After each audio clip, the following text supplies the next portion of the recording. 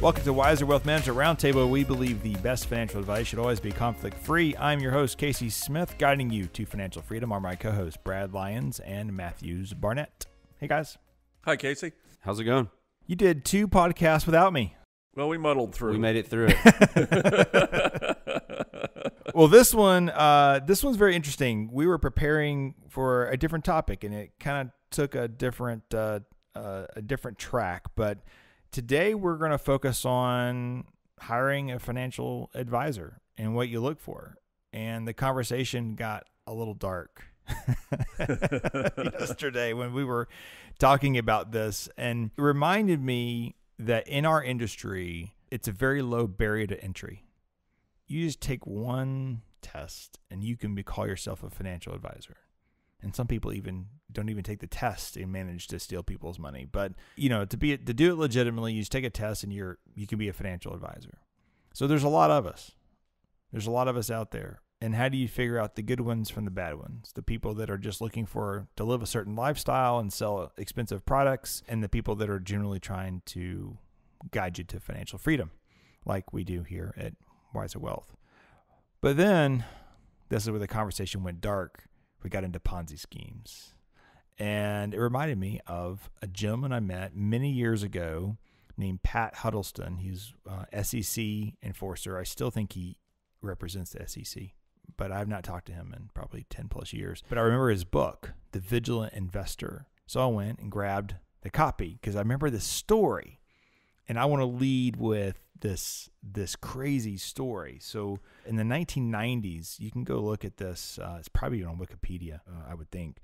But there was a story of the Geritol gang, basically senior citizens that got their money stolen from them. They met a guy. They were German.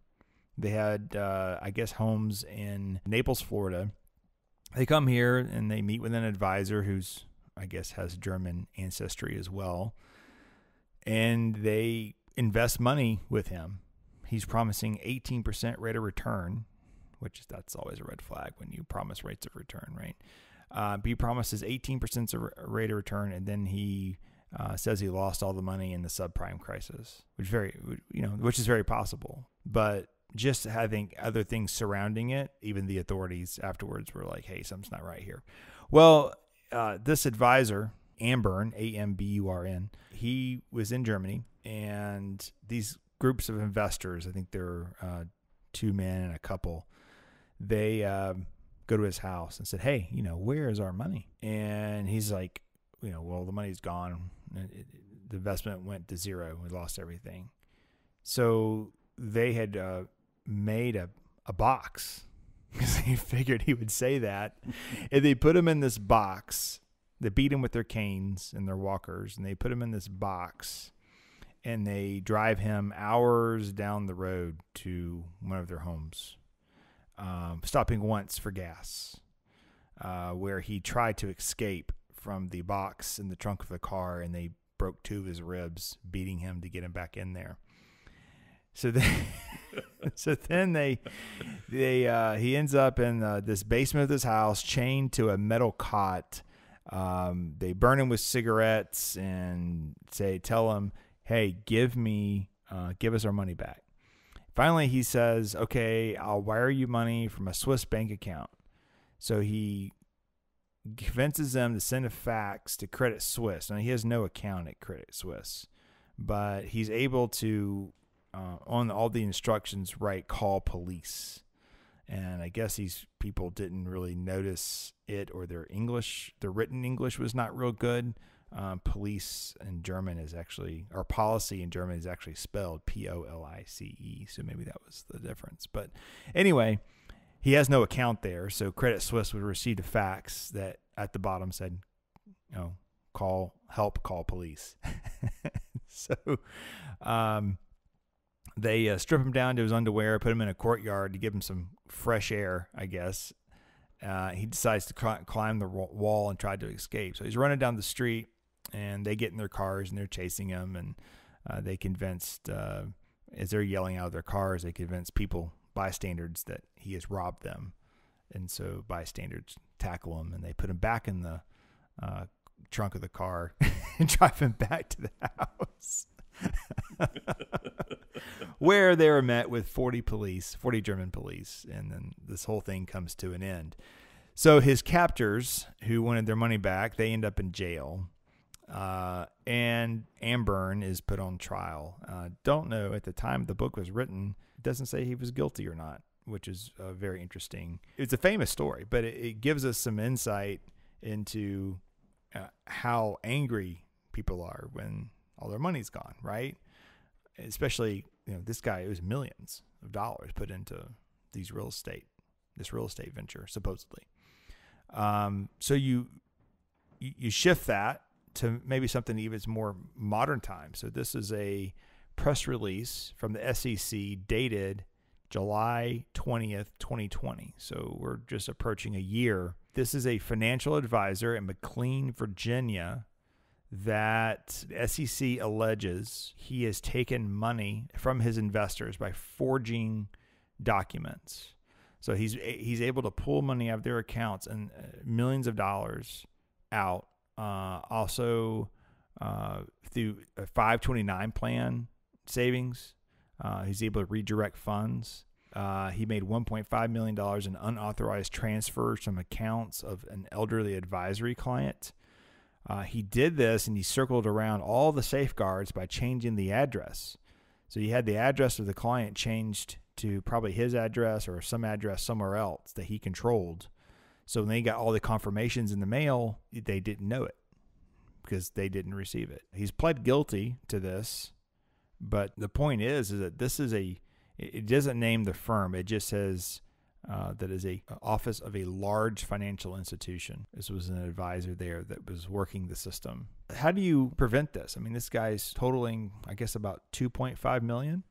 No, yeah, $2.5 million is what he was able to put in his pocket at a large institution, and he did this really to pay for his lavish lifestyle, according to the report here. So how do we prevent this from happening?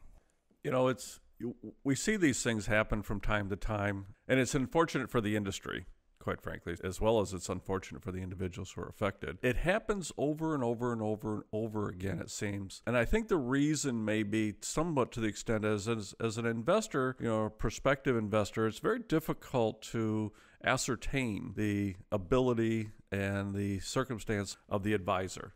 Trying to figure out, is this a legitimate advisor and legitimate firm and legitimate investment? But there are certain ways to go about it. An investor has to educate themselves on that first before they can even begin to find out about the advisor and the firm and the investment afterwards. And, we can talk a little bit about that today. I thought it would be a good idea. When these things occur, the reason it gives a black eye to the whole industry, because it puts us all under a cloud, but it also brings out the importance of the evaluation and the due diligence that an investor needs to do on their advisor.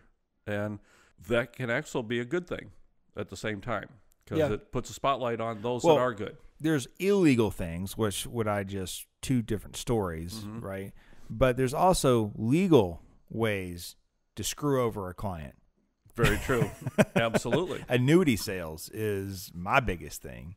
I know you roll your eyes, but it's true. It's true. Anytime that you're collecting a 10% commission on selling this product and you get nothing on another product, if annuities were so good, why aren't we all just using Vanguard indexed annuity products? Well, it goes back to guarantees. They're playing on the fears, but just like that individual guaranteed 18% returns, a lot of times annuities guarantee rates that aren't actually true. But, usually if it's double-digit guarantees, it's kind of a red flag that's probably not true. Yeah, no doubt about that, especially in today's environment, top of the market, low yield environment. But on the annuity soapbox, it's almost reversed. It's a guarantee you won't lose. Because I've never met an annuity person that said, "Oh, you're guaranteed to make." They just said you're guaranteed not to lose. Right. And people go, "Oh, well, great! I don't like losing. Nobody likes losing." But they also, what they ought to tell you is that we guarantee you'll never gain anything either. And annuities do make money, but nothing compared to traditional investing.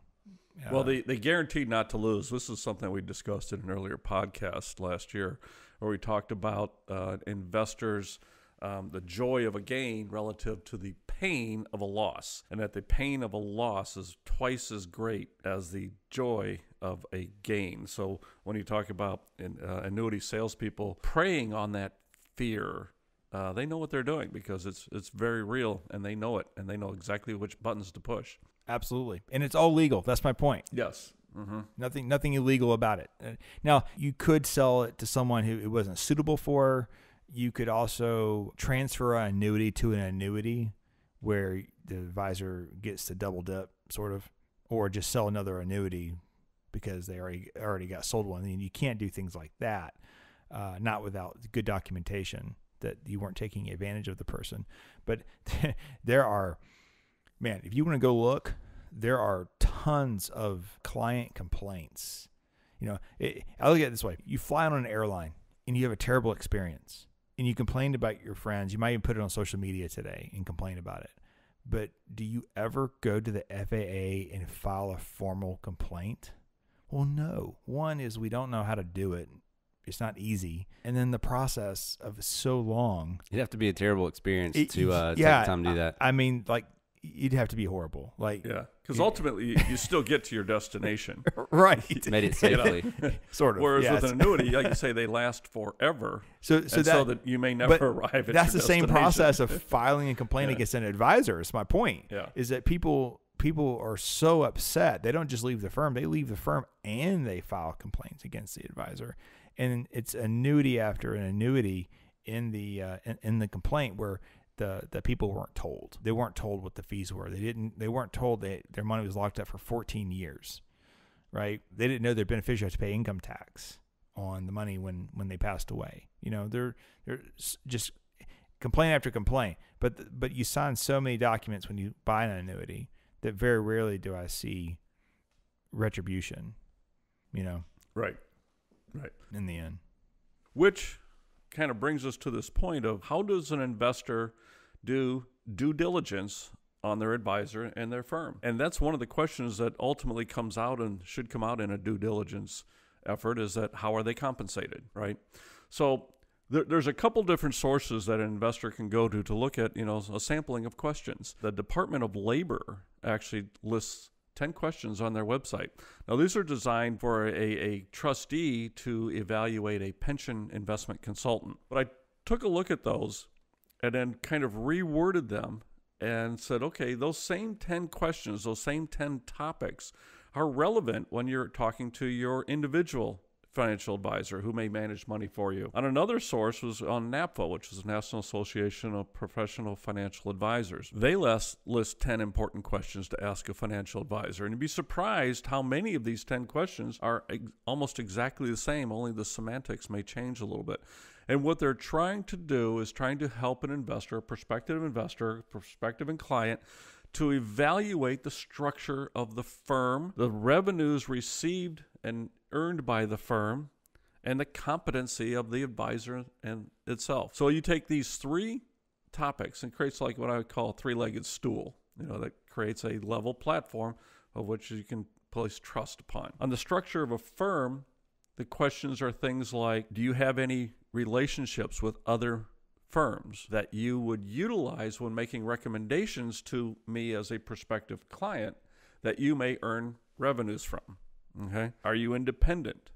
Do you custody assets for me, or are my assets going to be held at another firm? These are all types of due diligence questions. On the second topic of their revenues, the stream of revenues, how are you being compensated? How am I paying you, either in directly payments, which is a fee-only arrangement, or are you also being compensated through some of the products that you may offer to me as a recommendation, which is what we consider a fee-based arrangement? And then what is the competency of the advisor? What is their experience? How long have they been doing this? How many clients do they have? Do they have any professional designations? What's their educational background? So with these three general topic areas, I think a prospective client could learn a lot about the firm on whether or not that firm is appropriate for them. And then it comes down to, who do you want to work with? Okay, what's the personality style of the individual? So let's take a couple questions here from each one of these sources. One, the DOL website, and the other one, the NAPFA website. On the DOL website, it asks, do you or a related company receive any payments from money managers that you recommend, consider for recommendation, or otherwise offer to clients for your consideration? If so, what is the extent of these payments in relation to your other income/revenue? Well, you could turn that question around and slightly reword it and ask a financial advisor, does your firm receive any payments from any other service provider, such as a money manager, insurance provider, a law firm that you may recommend, a tax preparation firm that you recommend or that I may utilize to implement my financial plan? And if so, what type of payments do you receive?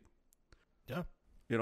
Our answer is none. We don't receive any income from anybody other than the client. That's because we're completely independent in our structure. Fee only, and that goes back to, you mentioned commission-based compensation and fee-based compensation are the other two types of compensation out there, and they oftentimes can receive referral fees or other types of commission like that. So that's differentiator there. It's fee only. Yes, and since you're getting if that's the case, that the advisor is receiving a stream of income that's generated from that referral, that recommendation, does that cloud their judgment when making that recommendation or that referral?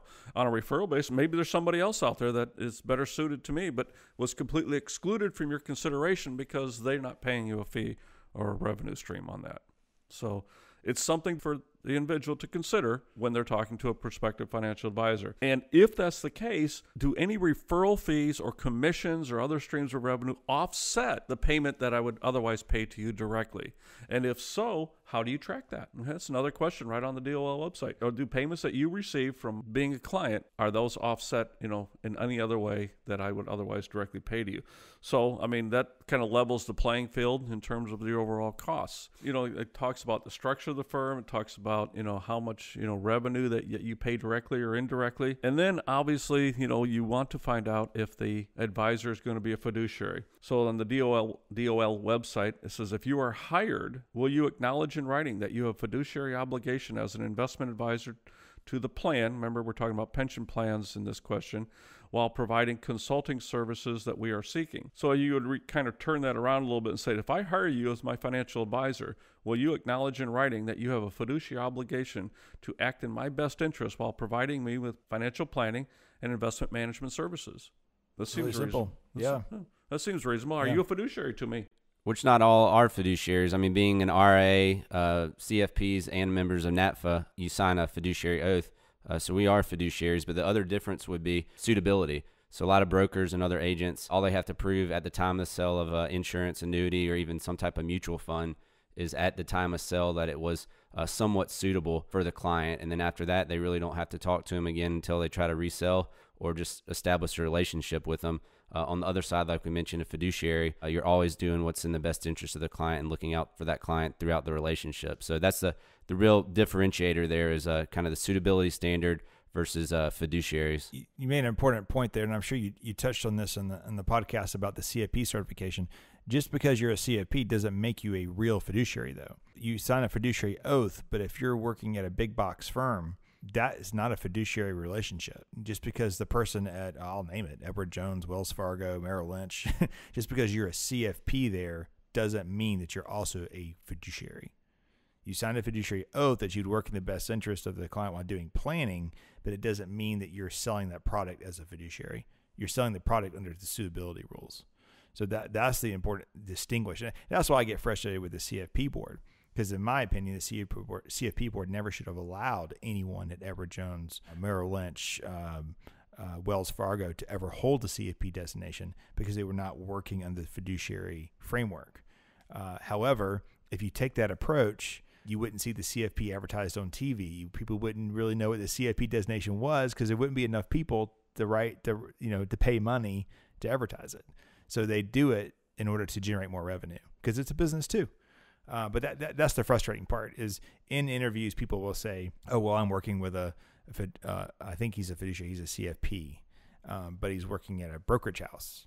And you're like, well, no, that's not a real fiduciary. That's a very important point in that because these firms are not, fiduciary, management firm, so they therefore, as an employee, that CFP cannot say that they are acting as a fiduciary. They have simply earned the fiduciary, or the CFP designation at that point in time. Yes.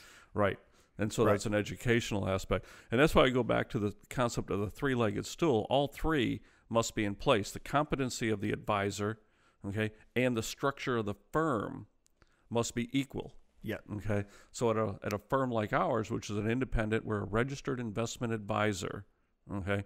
We do act as a fiduciary because we're not affiliated with a broker-dealer. We're not affiliated with any other firm other than ourselves. So it allows us to act as a fiduciary under that role. Another thing you brought up earlier is part of the three-legged stool is the structure, correct? So if you think about, you asked earlier, who holds my money? Okay. Right. We started off with some Ponzi schemes here in our examples, or I guess this is just a bad actor on the SEC example, but it's important that you never write a check to the person that you're doing business with, right? You come and do business with Wiser Wealth Management, the check's written to TD Ameritrade. TD Ameritrade is the one who holds the client's money. We're simply managers on the account, right? Or if you're here under an hourly structure, you are writing a check to us for our hourly service, but it's not investment money. That's correct. It's right. You're That's paying by the hour for financial planning, or if your assets under management, that money is not going to Wiser. That money is going to TD Ameritrade. So it's important that you never write a check. That's what Bernie was doing. Bernie was writing. He owned both. Bernie Madoff. Bernie Madoff owned the security company and the advisory company. That's right. So a check to either one of those was really a check to him, right? So that's the part that people have to really understand. Who am I writing this investment check to? Right. And with Bernie, it's not just the elderly that were taking advantage. I mean, this was well-off, wealthy people. So it doesn't have to just be people that kind of taking advantage of it. It can be people that have done very well, and even investment-oriented that have done very well. Sometimes when you get emotions involved in money, which is easy to happen with behaviors, sometimes you can make some bad decisions when you're not doing your homework like you should. Right. And having this, type of structure where you have the advisor separate from the custodian of the assets, what that means, the custodian sends statements to the client, okay, saying this is what we're holding on your behalf. These are all the transactions that have occurred in your account over this period. As the advisor, we send statements as well, saying that these are the investments that we're managing, and this is the return that has been produced in your account. As the client or the asset owner, it's their job to match these two statements up to make sure that they are one and the same from two different sources. So you have confirmation that what we're advising on and what the custodian is holding are one and the same. The other thing is that in a lot of these schemes that occur, they always ultimately result in the fact that the advisor somehow had the ability to withdraw money from the account. Uh-huh. Yeah, right. Now, whether they slid that piece of paper over to the client and, just said, here, sign here, and they didn't know. But in our arrangement, we're structured, we cannot withdraw money from client account other than to withdraw fees from the client account, which the client has agreed to do. But as far as just withdrawing money from the account, we simply don't have the ability. TD Ameritrade requires written authorization from the account holder each time the money is withdrawn. Okay, and we have that on file. So, that's another thing to look for. Don't ever work with an advisor that asks you to be able to withdraw money at a convenience factor, right? Yep, that's correct. So what are some of the things that NAPFA has to offer relative to doing due diligence? Well, again, they have the 10 questions. I think the first 3 are based upon revenues that they earn. Compensation is such an important part of the relationship between an advisor and a client because humans being what we are, we tend to follow the dollars. And it creates a preference or prejudicial viewpoint on recommendations that offer revenue. Here we're fee only. Matthews, have you ever worked at firms that had, a commission structure? Because I've always worked at a registered investment advisor where commissions weren't part of the revenue streams. Yeah, I've actually seen it, all sides of it, to be honest. I've seen the commission side and the fee-based side of things. So I can speak to how each of these firms differentiates themselves and and operates. Kind of the reason that I moved to Wiser Wealth was to be at a fee only, where you are a fiduciary looking out in your client's best interest and not selling any type of products. So everything we've said is accurate there with the way that these firms hold themselves out to be financial advisors and the way that they're compensated, but not all are created equal there. On NAPA here, the next three questions are kind of relative to the standard of care that a advisor should be able to provide a client with. So again, you're asking about, are you a fiduciary? Are you putting my interests ahead of your own? And, have you ever had any sanctions against you relative to the SEC, the Securities and Exchange Commission, or FINRA? So these are things that, questions that should be asked to an advisor. What is the standard of care that our relationship will be constituted under? And have you ever been sanctioned for operating outside of that standard of care? You can go to brokercheck.com or Google the phrase broker check, SEC broker check, and you can actually see complaint history. Someone once told me it's not if, it's when. I've heard that same thing. And I guess there's always chances that you have someone who just doesn't understand and they take you all the way through the process. I mean, I'm not going to say that wouldn't be possible ever, but what you're looking on there is just for gross negligence on the advisor's part. Selling products that the clients didn't understand, and then they get stuck. It goes back to suitability, like we mentioned. Is it suitable? It's funny because a lot of times when we're competing with other firms for clients, they'll tell me who they're working with, and I'll go online and I'll look and see, okay, are they another firm like us? And if that's the case, it's probably coming down just to personality and where they feel most comfortable and trust. If it's a big box, then no, don't ever want to lose business to a big box, because that means that, to me, the fact that they're even in the running means that the client doesn't fully understand the ramifications of working with that group. And so I like to go into a broker check. And it's funny that certain companies, I'd say almost all their advisors have complaints, certain ones. And I find that very interesting. And it's a cultural thing. It's the sale is more important than the client. That's what it comes down to. And you can see it in the products that they're pushing, because the products that they're pushing, they get in trouble for, are the high commission, high kickback product to the company, but also to the advisor, right? I unfortunately had to start this business in this industry and a firm down in Atlanta, very large multinational firm. And my boss used to tell me, there are 3 people in this relationship, Casey, and 2 out of 3 better be making money. And after that lecture, 6 months of that lecture, I finally realized that this is not going to work out for me long term. You learned what not to do there. Yes, if I did everything but that, I should be all right. Yeah, they all got in a lot of trouble many years after I left, when the government started cleaning up house a little better. It's important that you take a look, because a lot of times what you see on the front end is not what's really happening on the back end. It's like anything technology that I ever bought for this firm. The salespeople are really good at telling me how great this product's going to be and how much more efficient we're going to be with it. And then once you get it, it's like it does half of what we were told it was going to do. And then you can't reach out to them. Customer service right. too. And customer service either non-existent or I don't understand the language. Which is a great segue to kind of the last 4 questions, that NAPA suggests that a prospective client ask. And that has to do with service delivery and service is offered.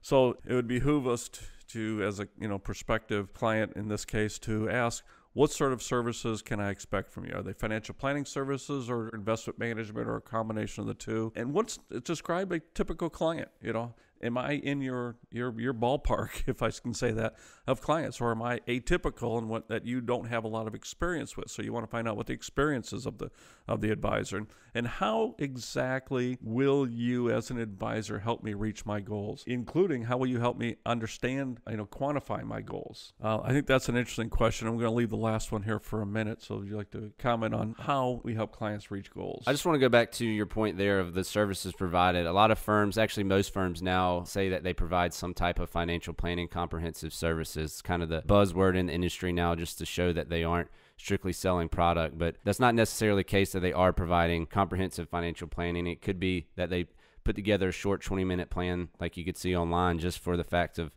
selling insurance or annuity or some type of product. So really have to differentiate, is the actual planning in depth and really looking after your goals and what you're trying to accomplish, and not just trying to be the ends to mean to end up selling you something. And how long that plan is projected out to last, I think is important. We have a lifetime ahead of us, and our plans should match that lifetime.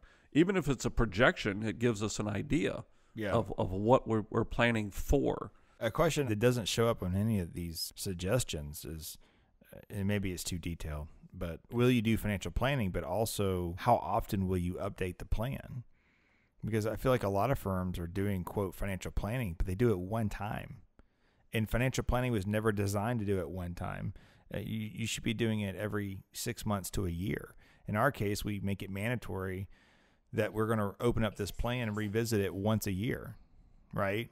But outside of that, it's important that you're reviewing the plan every year, not just one and done. And then another thing too is what services are you going to provide me?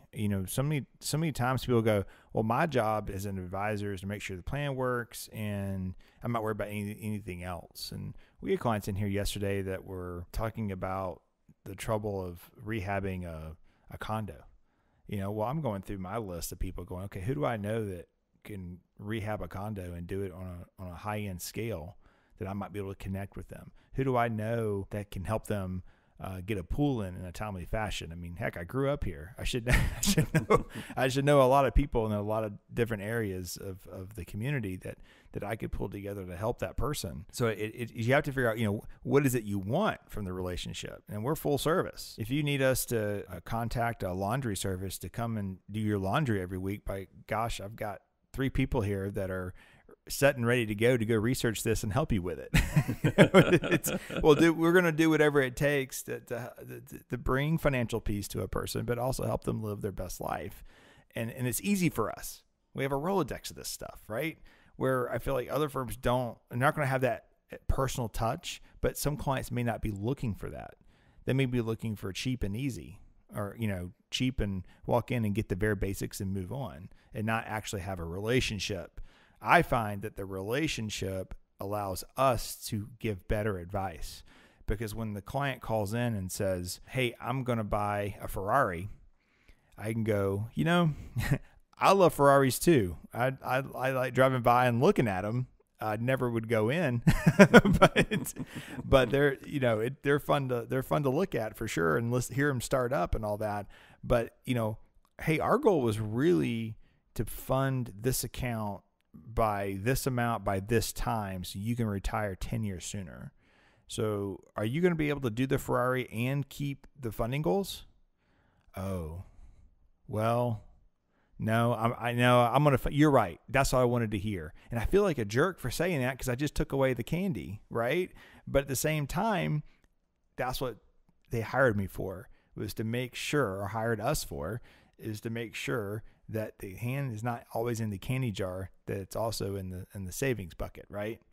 So that's something that you have to figure out when you interview. Are you going to do these things for me, but are you actually going to help me live a better quality life now and in the future? Or are you just here to sell me a product and then I'm never going to hear from you again? Yeah, I mean, Vanguard did a study on that, and that the biggest value that advisors can provide is the aspect of that unknown, just client service outside of just commoditized investment management planning, is really just providing that service, being there for them, and knowing your client. The money aspect is simply the means to living a better life. And we help them with the money in order to achieve the better life. But as the relationship grows and over time, we understand what that life is, because we're participating with them from a decision standpoint. And the money we help to achieve those goals through the money management and through the financial planning advice. And that's where it all comes together. And that's when our clients, and in the highest level, where any client with any advisor should interact with one another on an aspirational basis, more so than just a financial basis. So we're breaking all our rules. I never wanted our podcast to be an advertisement of why you should work with Wiser. And people listen to this podcast all over the United States. So the important thing is to take these questions here to do your due diligence and to help you do due diligence with your current advisor. But also, if you're thinking about changing, even if you're far, far away, we can work with anybody anywhere. But if you wanted to work with somebody local next to you, these are some questions that you can take in and ask. Right. And to remind the listener where the questions are, on the Department of Labor website under questions to ask a pension consultant, and on the NAPFA website, questions to ask your financial advisor. Great talk, guys. If you liked what you heard today, please subscribe to us on your favorite listening platform. And let's give them a cheat sheet on the show notes on the website. You go to wiserinvestor.com. You'll see this posting for the Wiser Roundtable. In our show notes, we'll list out these questions for you in our versions of them that you can use. Great idea. Have a great day.